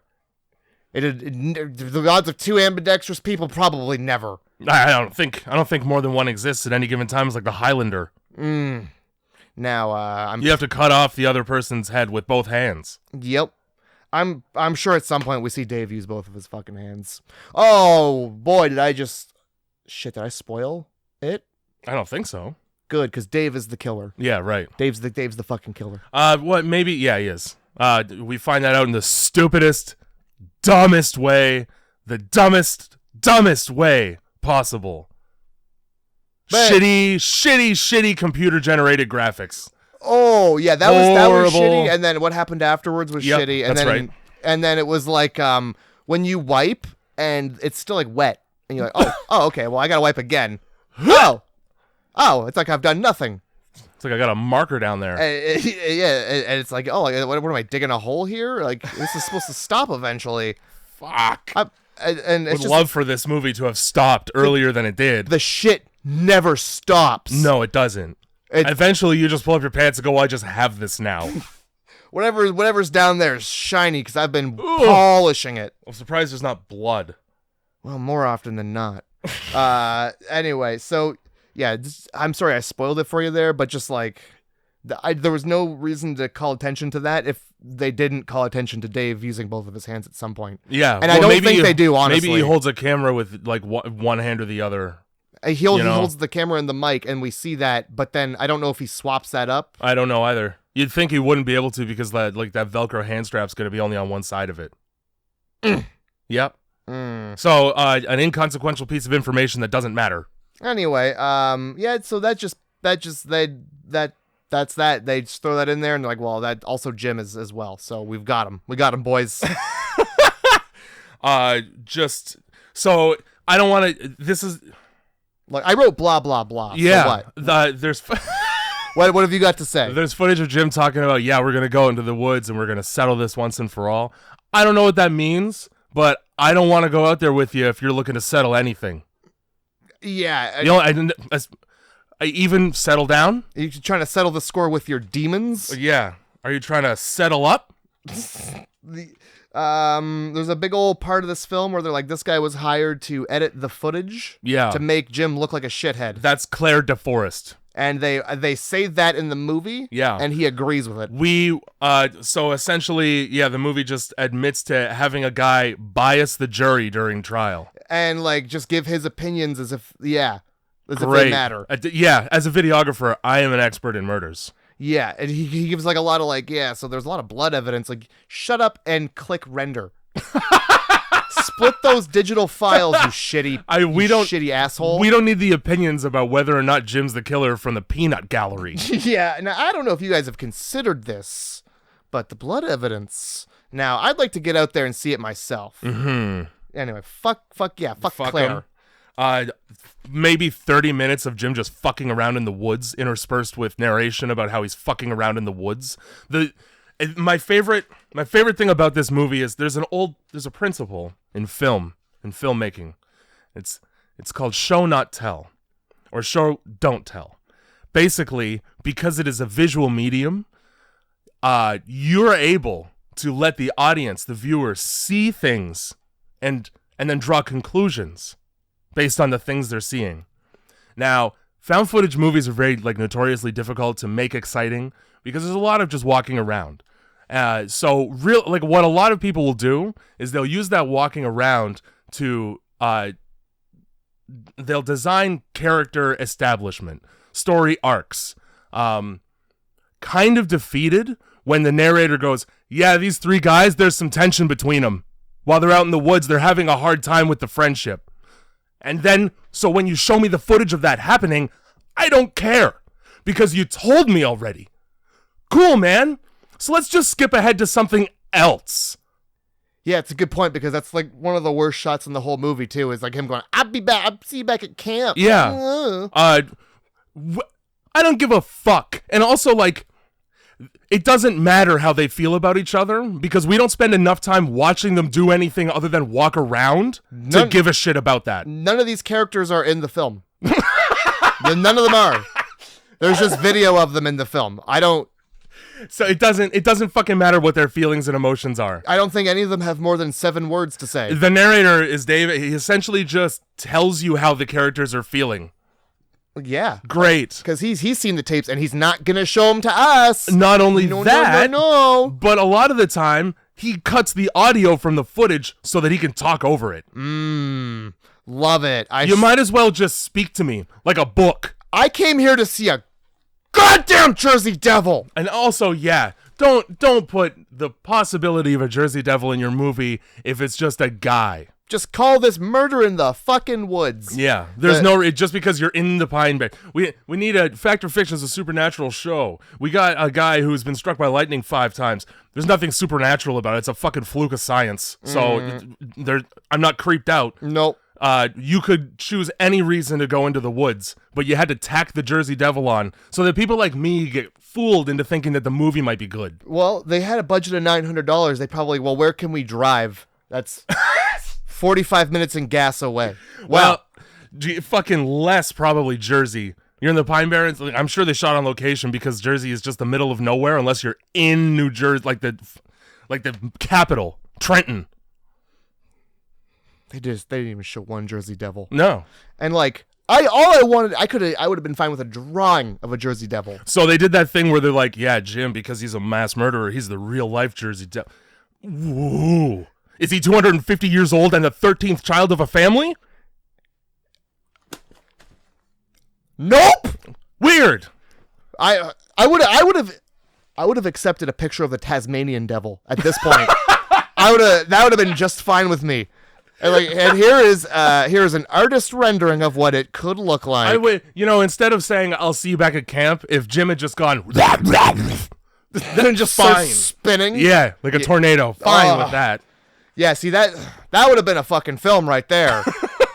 Instead of the Jersey Devil, it's the Tasmanian Devil, and boy, you got to deal with that coming at you. Also, the reason he gets mad and leaves is because fucking Ryan goes, "So are you a psychic or a psycho?" Ooh. So he got burn, dude. Oh. Jay's doing the snappy thing with his hand. Oh my God, there's no recovering. Oh no, back in '95, that holy shit. Might as well toss gasoline and just throw a match on him. Fuck. Yeah. Scorched earth. That's all that's left. If you're gonna call an ambulance, you might as well also call a fire truck. Jim is We're gonna torch this whole forest. His with street these sick cred. Burns. His street cred is just I could do. Spitting you can hear hot it. fire. Oh, got him good. So I really liked that they used the take of Steven calling himself Johnny with no explanation as to why he did that twice. At least twice, if not more times. He wanted to drive it home. Just so you know, it's not Johnny, it's Steven, but it could be Johnny in the future. Now, Matt, I have a question for you. What's up? We're at the point of the movie where there's no more video footage. Yeah, they don't have any more video footage, so I have a question. 35 minutes in, and the movie starts. This is where Yep. I thought it was about to happen. My question to you is, did you change tapes? Are we going to change tapes? You should probably change tapes. Hey, you think Locus wants to fucking change tapes? Boy, oh boy, does he ever want to change those tapes. Holy shit, how many more times did you have to say it? We have to make sure that you know that this is where the tape ends. We are changing them. My ass is chapped about these tapes. Yeah, and us being children of a digital era, we change tapes for sure. We can't have our tapes go unchanged. Oh boy, what the fuck's a memory card? Give me that tape. His whole job is to film, and he just puts the camera down rolling and forgets that he does that. Really ragtag group of fuckers out here in the woods. Oh boy. Oh boy. Without any Jersey Devil in this movie, it's just four guys camping while they argue. No, it's not. It's a shitty true crime show, and then also there's like a shot of a guy in a tent. Now, again, pulling it off to IRC. I want to point out that that's all it is. Despite the fact that they're out here to broadcast live, there's no evidence that they ever do. No, I think they go, hey, they try to get the guy off his laptop, which has internet connection in the woods, because they played the dial-up sound. Nobody's monitoring a stream at any point. Nope. So I guess they're just hoping for the best. All they do is like just pull this guy away. They're like, hey, we're gonna try and do the first broadcast. Are you doing this in segments? It should be. Well, they got to change tapes. Obviously, and everybody watching at home is gonna be like, all right, we got to be home for 9 because that's when they're gonna broadcast for 30 seconds. The only remotely anything evidence that there was a live broadcast at any point is that they just have a camera set up on a tripod outside of the tent shooting exterior, and even David the narrator says it cuts off after 2 hours. Good broadcast of your search for the Jersey Devil, sitting in the tent, discussing the best way to make a fire without melting it. Yeah, that was like their security camera, too. Yeah, great, because you could probably just see that. Yeah, I think at one point they're like, hey, look, our logo's up on the screen, so that means we're good. But it's like, it's just like 2 little screens, and one's the shot of the outside of the tent. And how does that mean you're good? Broadcasting, man. Well, that's just how that works. They were really hoping that nobody else would have a knowledge of this in 1998 or 6 or... When you broadcast live over the internet, the way that you know that you're live is that a logo of yours pops up. Mm-hmm. That makes sense. Well, the web developer told us that would be how it is. On the note of that web developer, I'm sure he's real useful at home where he's not anywhere near the equipment. Yeah, he's good on him, too. There's a fucking Jersey Devil out here. No, there's not. Maybe you don't remember. 35 minutes in, Jay. Yeah. And I'm like, here's where the movie starts. Here we go. We've got the prep for the trip. We're getting fucking Locus is doing an intro. Yeah. We're gonna get for some movie candy. now. Mm-hmm. Oh my god. We got some jujubes. We got some close up of fucking Jim being like, I really feel like this is the right way to go. Guys, I'm communicating directly with the spiritual realm. I think Jim might just have schizophrenia. my tummy be rumbling, and when my tummy rumbles, good things happen. That's how psychicisms work, huh? My tummy rumbles. Jimmy's got the tum rums. So Jimmy's just like, hey guys, pull over here. I got a good feeling about some Jersey Devils in this woods. And everybody's like, really? Here? Yeah, pull over here so that we can walk for hours. And still have to go back for equipment. But yeah, this is where he's like, they're like, man, are we sure about this? He just told us to pull over and get out of the car. Are we sure? Like, where were you expecting? Like a parking lot? Like the Jersey Devil doesn't have an RV. Without falling for fucking Dr. Sardo magic tricks, this guy is really just somebody who wants to get people alone in the woods. Yeah. And like when you don't, what's his end game? Well, we don't. We it know he's doesn't not. matter. We know he's not the killer, but like when you don't find the Jersey Devil because you're not at all psychic, what happens? Well, what happens on the end of every episode of Ghost Adventures? We're like, well, it could be. It could have been. You fuck you. You tell me there's no ghost. It sure didn't sound like a producer throwing a brick behind me. Fucking Zach Baggins, you got some splaining to do. They try to bury the lead in like whether or not Jim's the killer by being like, well, I mean, we got IRC logs here that are only a 45-minute absence. That's not enough time to kill 3 fucking grown men. Number one, but they really try to make it seem like it is. In those IRC logs, they show him on the screen, and I couldn't help but notice that one of the gentlemen that he was communicating with, his username was Stalin. Why, movie? Hey, movie, why? Why'd you make that choice? Because he's a Russian spy, apparently. Holy fuck. Just for no reason. Oh, let's just call one of them Stalin. That's a good throwback. You know Jim's good friend. At one point in this movie, there's a fake gunshot for no reason because nobody is ever carrying a gun in this movie. It's during a scene where it's just fast-paced footage of the forest floor, and it starts with a gunshot. Yeah. Well, right on. That's pretty cool. It's right before the I think the first dial-up sound you hear. I love it.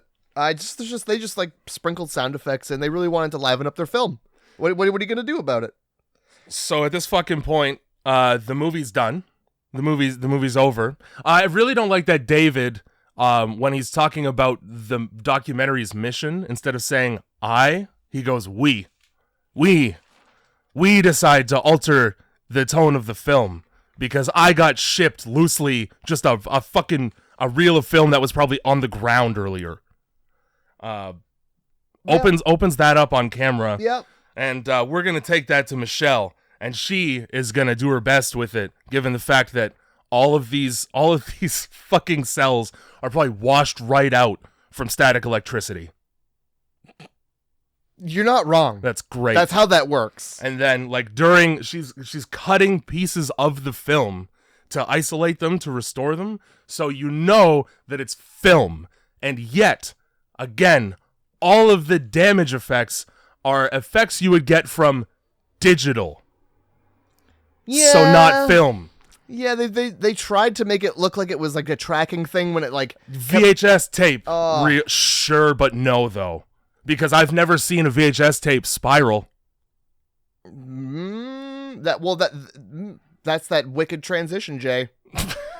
Right now we're about 40 minutes into the movie, and it's like, this is where it starts. Oh, the movie hasn't started. Right there, where on your notes you wrote Forensic Files. Back to Forensic Files. Yeah. Yep. So the narrator brings up a point. It's like, how do you kill a bunch of people and get like 17 drops of blood on you? Yeah. Okay. I mean, that's a good point. Sure. Also, with that being said, like the whole thing was the damning the fact that the DNA in the blood was from all 3 of the people that Jim was in the woods with. It's little drops, almost as if somebody or everybody could have cut themselves on tree branches in the winter woods. Mm-hmm. Huh. Yeah. What I find interesting is that at no point do they make mention, like, at the end of the movie, this entire time, Jim was just on his laptop. Yep. How did he get the blood on him? Well, they were walking for hours, you know? Yeah, but maybe somebody had an owie. But I really feel like they just did that because they didn't have any other ideas for evidence. What else was there? Exactly. Like, at what point... 45 minutes of absence from IRC chat. Because he couldn't find them. Spotty internet and the fucking... they never explained... The police found them. So how did he get the blood on him? They never once explained, because he pieces out, and then they set up camp after he's gone, and then he's just back. When did he come back? How did he find the camp? He probably... He fucks off into the woods, like, far. Oh, yeah, he does. I don't. And he's just back on the laptop going, I feel like I'm not really being appreciated here. Oh yeah, he really doesn't. He gets really mopey about not being appreciated because somebody made a joke, like friendly banter at his expense. I think at one point somebody's like, "Where did you get this guy? Psychics are us." Yeah, hilarious. It is hilarious. Why not clairvoyants are us? Oh man. How's that? I like that better. How's that? I like that better. If there's one thing that I'll take pride in, it's being able to turn one word into another word cleverly. Now we get, like 20 minutes of footage of the upper quadrant of people's faces. Yeah. While they talk about things that don't matter. Nope. Yep. That's about what we get. It doesn't matter. That's about what we get. It doesn't matter that one of the two hosts of the show is very particular and thinks that he's more famous than he is. It doesn't matter that the other one is essentially a recently graduated college student who's just having fun. It doesn't matter that Ryan just never gets established at all. Matter of fact, I would prefer that for everyone. He just exists. It just doesn't fucking matter. He exists, and one of the things that you would have missed because you wouldn't have been able to hear him speak at any point during the movie is that he essentially lives in a sound studio and he likes to record people covertly and then say it was an accident. Cool, man. Yep. Hey. That's cool information. I'm really glad I have all this information because I'm going to see these characters for all of 5 minutes total. Yep. That's great. The main character in this movie is Woods. It's Woods and Snow. Fuck sake. We got the box full of tape parts, and we're taking it to Michelle, the stupid specialist who's a dumb idiot. Yeah. And it takes her a long time to realize that there's more than one piece of tape in this box. Like a really long time. Well, it takes her days to figure it out. Given the box is the fucking bag of holding because it's massive, and like, why are you shipping film like that? Why are you shipping film in a box that an entire computer would come in? Because they don't want it to get folded. Instead jumbled all up. Jumbled's better than folded. You can untangle a jumble. How about spooled like film should be? No, that's too much work. Oh, that's okay. Yeah, my bad. They couldn't afford the film, the actual reel, the canister. Yeah, no. They definitely didn't put it. They could have put it into another VHS tape, and that would have been that. Yep. Nah, it's sliced up. There's different camera tapes in there. It's a bag. It's a bag of tape. So as we get more of this guy's fucking mission statement about why he's making a documentary, while occasionally we get clips of damaged footage that Michelle has managed to restore. Now, when I say damaged footage, I mean the post effects of damage on the footage make it impossible to make out for the most part. Either he just copy pastes the same audio track over top of itself, so it's garbled as fuck. A lot of it is in like reverse and slowed down for no reason. Yeah, sometimes you're hearing like deepened voices, and you're like, "Is that the Jersey Devil in the background?" No, it's just this pretend shit audio. Fuck. So you're sitting there in your chair, like melting. Like that commercial for like don't smoke marijuana from back in the day. Oh yeah. Because your brain at this point is receiving no stimulus. Nope, you're just getting sort of the same tracks back and forth. Fucking old television snow static would be more active than this movie. I'd rather watch the pipe screensaver from Windows 95. Oh, that was a good one. It sure was. Or the maze. The maze. I like the maze because when you hit the brick wall, you spin around and you flip up on the roof. You kind of felt like you were playing like an early version of Doom. Yeah, there was like a version of Doom that was like toys. Yeah. And that's what I always thought it was. I'm like, oh shit. My favorite one of those is this JLN, which is a Bible game manufacturer, a religious game manufacturer. They made a version of Wolfenstein called Noah's Ark. Oh, I have that. You have Noah's Ark, I dude? have that on Slingshot Steam. and goats all day. Oh my god. That's Moses. Or Noah, I guess. I didn't bother playing it. I just was like, that's hilarious. Yeah, you didn't miss anything. Thank God. Well, I mean, I could at any time play it. It's still there.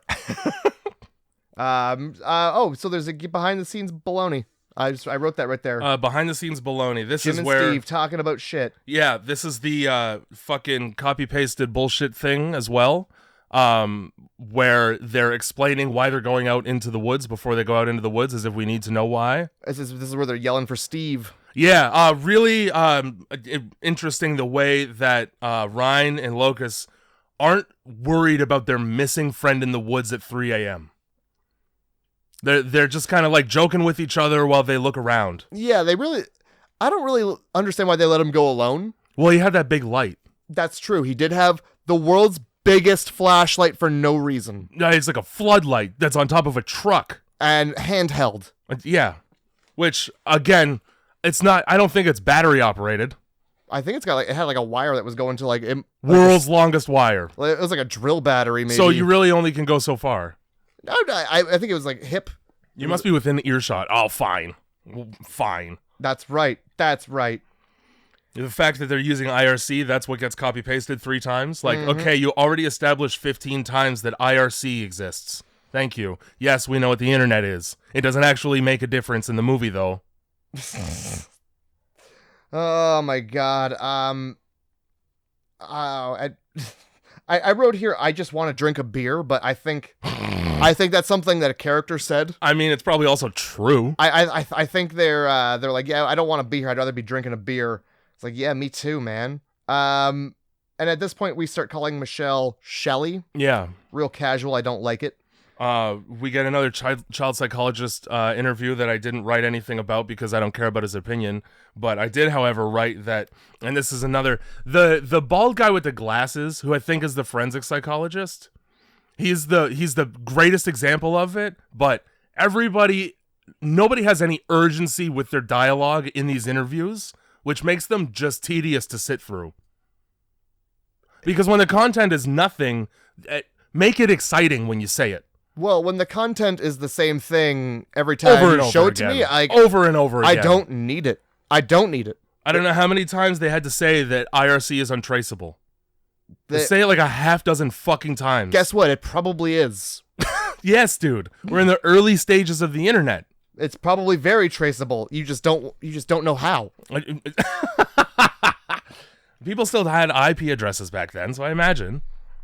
So, Shelley's put together a great bit of tape. This has been the 6th day of her putting this tape and together. She's ready. She's ready to showcase that tape. Now, what's really important to note is, or at least what she finds to be important, is to let you know that what she's doing isn't like perfect, right? It's not.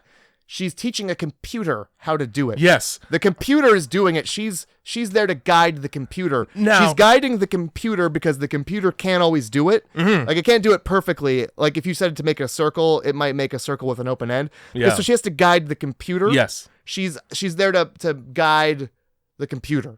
Now, I appreciate you saying it as many times as you did, because otherwise I would have no way of knowing how she's restoring this film. Well, she's guiding a computer that the computer's restoring it. Yeah. She's digitizing tape and snipping it for some fucking reason. Doesn't make sense. Yep. Don't need to do that. You could just do like a white line if you want to really like make sure that you know where a good segment is. They're really making it seem like she's like editing film from like the 1920s. Yeah. Which really makes sense. Cutting and taping like 2 pieces of reel together. Mm-hmm. And how are we inputting that into the computer? Oh. You know. Technology. And how are we guiding the computer? Technology. I guess I shouldn't ask questions. No. I guess I shouldn't ask questions about technology, given that the people who made this movie obviously didn't. Michelle ain't got answers for you. No. All right, so Here, Jay, do you remember the great bit of tape? Yeah. This is like the bit of tape that rocks. Sick tape right here. This tape just blows everything out of the water. Yep. There's a couple times this film where he's like, and then this completely changed my perspective. Yes. I think this is one of those times. Mm-hmm. The other time is where Steve dies in prison, or somebody dies in prison. Jim dies in prison. Yeah. That really fucking shook him. For some reason, they make a point of saying more than once that he died under mysterious circumstances. Who cares? Well, he's not Jeffrey Epstein. Who cares? I highly doubt he was offed. He was probably killed in the shower, as happens in Jersey prisons all the time. You couldn't use your psychic powers to avoid the cops for the rest of your life? No. Oh. Because he's not one. Oh. Anyway, now that we know he's not one, this great bit of tape that's like, it shatters the case wide open. Yep. Mind-blowing bit of tape. Mm-hmm. Just wow, what a tape, you know? What a piece of tape to put together. If any, like, hours, 15, 12, I don't know how long VHS tapes go for, but there's it was a lot. You like, out of all that tape, you put together this particular bit of tape. I believe it's a series of 9 frames. No, it's literally the two guys wandering around the woods saying the time. Oh yes, that's so right. that we can prove that Jim didn't do it, because during the 45 minutes that he was absent would have been when he killed them. Yeah. And by the way, they really try to make it seem like he in 45 minutes he killed these people who are like far apart. Yeah. And they even draw like a little line around the forest, like. Who's running that in 45 minutes? Who's running that in less than 45 minutes? Because you'd have to spend 35 of it killing them. Yeah. Unless these people really don't put up a fight and are ready to die. They just laid down and took it. Oh, Jim. Yeah, well, I guess it is my time, isn't it? Basically, they just lined their necks up and let him stab through all 3 at once. And then he spent 45 minutes dragging the bodies through the woods, apparently. Yeah. Quickly, while running. Yep. Well, that's how it works. The other very important piece of tape is, and this is the thing I think is a series of 9 frames, just a blob. Just a blob amongst some static. Yep, I hate it. There's more static shots than there are of blob, so it's really like 3 shots of blob. Yep.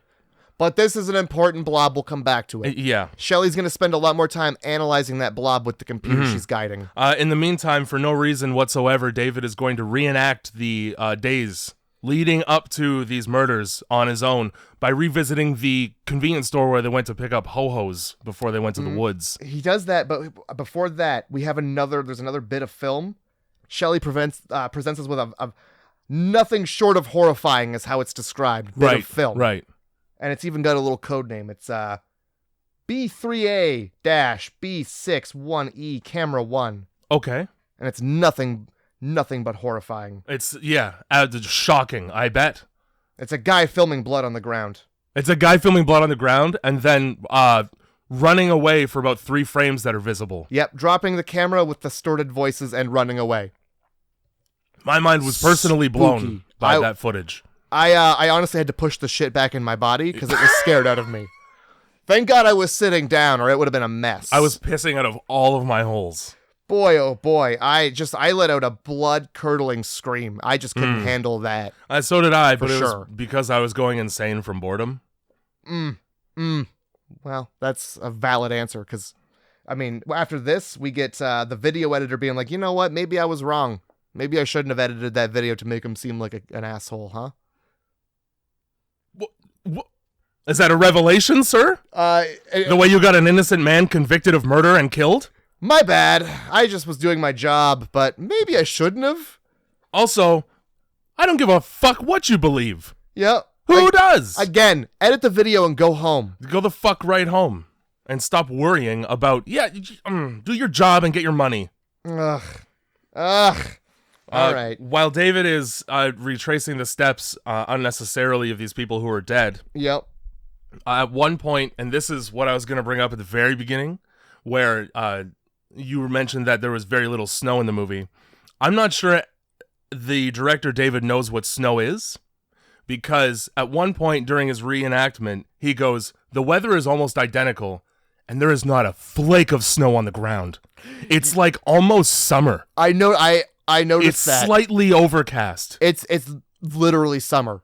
Like, so no, it isn't. You're not bundled up. Oh, The weather's not even close to the same. Oh, but there's a cloud. And you know how you were there that day and could tell the weather? He would be the best teller of how to know that, you know? We just get footage of him going out into the woods talking about, he doesn't even find the campsite that they were at. He just finds a piece of woods that looks like woods and goes, it was a clearing just like this one. Yeah. So just any clearing? He literally has no way of telling unless they filmed their entire trip walking through the woods and he followed it. Well, the interesting thing about that is that one of the lines in this movie is they documented everything. Obviously, no, they did not. Obviously, they didn't document everything. No. Because if they did, well, we'd be watching it, and it would be a movie that's good.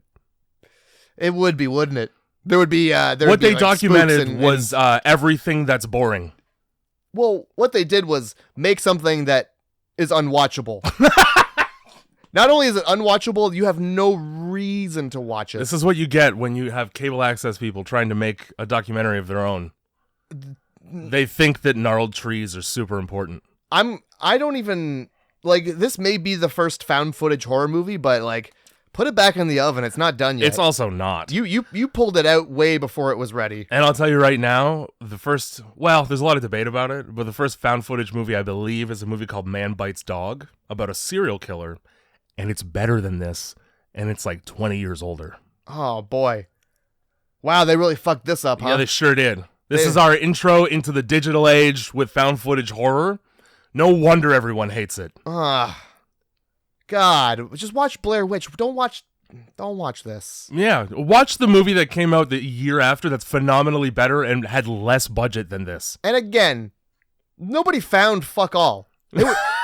He opened a box that was mailed to him. It was sent to him by a person we never get to know who the fuck it is. Because it's himself. Here's the thing, though. If it was, then why did he give Michelle the footage of him committing the murders? Because for her to uncover. Because I bet he had his doubts. That it was him? No, that Michelle would be capable. Okay. Because she's a lady. Because she works out of her home in a room that's draped in plastic for no reason? Well, she's clearly doing renovations or doing a Dexter-style murder. Yeah. There's ironic. Only two things. So fucking Michelle goes, hey, you want to come over? I got some footage for you. It's going to break this shit wide open. We're going to call the cops. Yeah, Michelle, as her proper God-given name. That's right. She uses the word monster. Yep. And here we now, are. Here's the thing, though. She thinks the person is a monster. Here's the thing, though. This movie sucks. Well, look, she said monster. I was like, ooh, maybe we get to see a little bit of... Yeah. No. So David shows up knowing full well that the only thing that could possibly be on the footage that's not been uncovered is his own face. So he brings a video camera and films his entry. I don't know what fucking non-existent fake program Michelle's running this frame through so that it just becomes clearer than the footage in the movie by the end of it. Yeah, caught in 4K, I believe is what they say. This dude caught himself in 4K. But this is happening as David walks into the room that she's doing it in. If she couldn't see what it was, why did she tell him that it was the solution to the case over the phone already? It would have been really funny if it was a butt. Yes. It would have been funny if it was like Jim's dick. How's your psycho now? Or something like, you know? Put this in your TV show that apparently nobody was watching. I'm going to make it levitate. So, you said at the beginning of this podcast that they made the ending intentionally to piss people off. Yeah. Well, it worked. Here we are. David walks in. We get the worst, like, green screen. The perspective doesn't even make sense. So the idea of the shot is David's walking into the room while Michelle's facing away from the doorway, realizing that David is the killer. Mm-hmm. But the computer is behind her in the shot. And it's also, she's just green screened in. And the background is just like colors. It doesn't make like none of that shit makes any fucking sense at all. But if that's not bad enough for you, I got news. Oh no. This movie stops being a found footage movie. It sure does. And it just becomes a shitty movie. It sure does. It just becomes a traditionally shot piece of shit movie where there's a fight scene with she gets suffocated by a bag or the plastic tarp or whatever. It's a bad, Jay, you forgot to say it's a bad fight scene. It's a bad fight scene. I want you to know that the sounds of plastic crinkling. First of all, this is the exact same plastic they used to make the tent. For sure. Oh yeah, for 100% sure. They like don't throw that out. We need that. Yeah, for our climax. The plastic crinkling is Foley. It's in post. Sure. Most of the sounds of people thudding around in the throes of fighting for your life in post. I didn't even look at it. I was busy writing about how shitty it was. David suffocates Michelle in the plastic of a bag for way too long of a time. Now, I understand that it takes a long time for somebody to pass out, but it's a movie. You don't need to make me sit there for the entire time it would realistically take to suffocate somebody until they fall asleep. And you know what? I don't know if this is one thing I did notice. When you're like doing a movie like and you're gonna do something like that, you don't need to actually do it for real. Oh my god. Because if you look at her face, you can see the white where the blood is being pressed out of her skin. Yeah, she gets her nose flattened in like fucking Artie Lang. Oh my god. And then he just like Eskimo kisses her for like a long while time. She's dying, he keeps giving her Eskimo kisses. For no reason. None whatsoever. Also, while she's dying, she just looks right into the camera like 4 times. I didn't notice. Sure does. And at this point, I don't know what wall you've broken. This house is in shambles. It is. It's mangled. There's not a wall left. Because that means you're looking into the camera that's no longer the documentary camera. Yeah, so it's not it's not diegetic to the scene. So she just ruined a shot. And then the movie ends with David in broad daylight struggling to handle a wrapped up body. But isn't dead. He has to smother it more. Yes. After he wraps it up, he smothers it more. Yeah. Because it's still moving. And also, like, that's not even the end of the movie, but that's where I turned it off because I knew the rest of the movie, and I was right, was just him trying to redo lines over and over into the camera as if he's still making the documentary. Yep. Having not committed another murder, proving that Jim is not the killer, meaning that the killer is still out there, and he'll be the only suspect. Yep. But you nailed it. The end. Let's see. What did I write here? Bad movie. Right. You covered about a fifth of that page with those 2 words. Yeah. It pans down. You see the dead body at his feet. Bad movie. Bad. It takes an hour and 10 minutes for anybody to go like, oh, maybe it was the Jersey Devil in this Jersey Devil movie. I was pretty pissed off up until that, and I was like, ooh, here we go. Nope. Finally. David. I've been riding this roller coaster all damn day. This is a roller coaster that's just flat.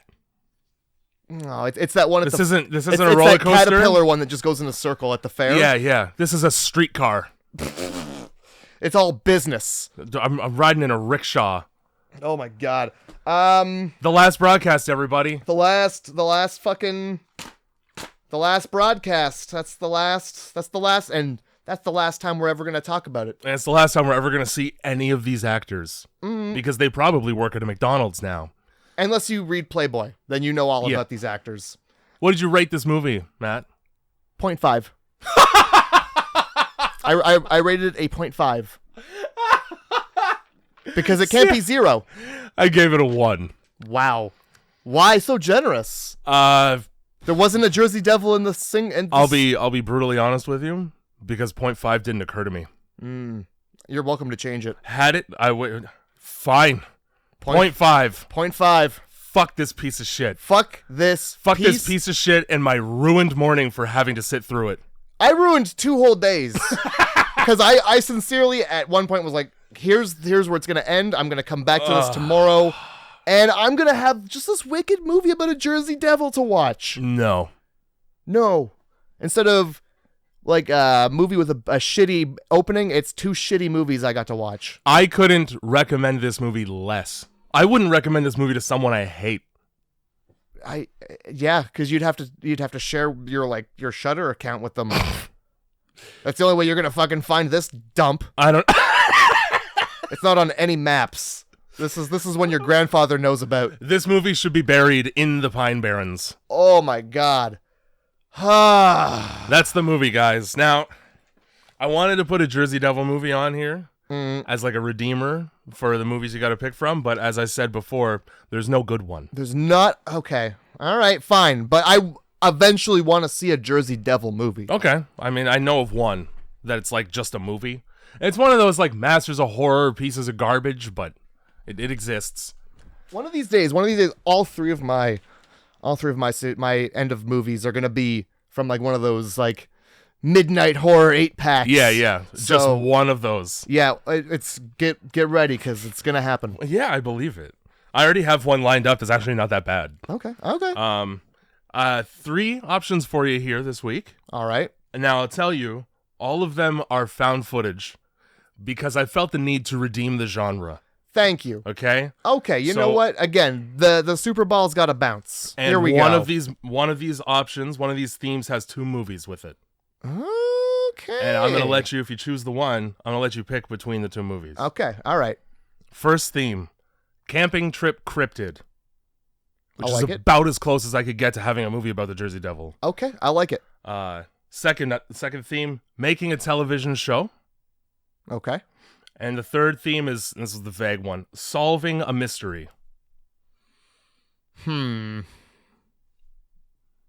Because he goes out there with the intention of solving the mystery of the murders. Yeah. Oh, man. So, one is super appealing. Mm-hmm. One is mildly appealing. And one is vague. That's right. Since I feel like I know what the Making a TV Show one is. You probably do. It's one of maybe 2 options, really. Yeah, I think I'm going to go with... It's Grave Encounters, isn't it? It is. Okay, good. That's an all right one. But I kind of want to go with this cryptid. You want Camping Trip Cryptid? I want to keep the cryptid train going. Alrighty. Get your Bitcoins ready. We're watching Evidence. Ooh. All right. Do you know anything about it? No. Okay, well, I'll tell you it's good. All right.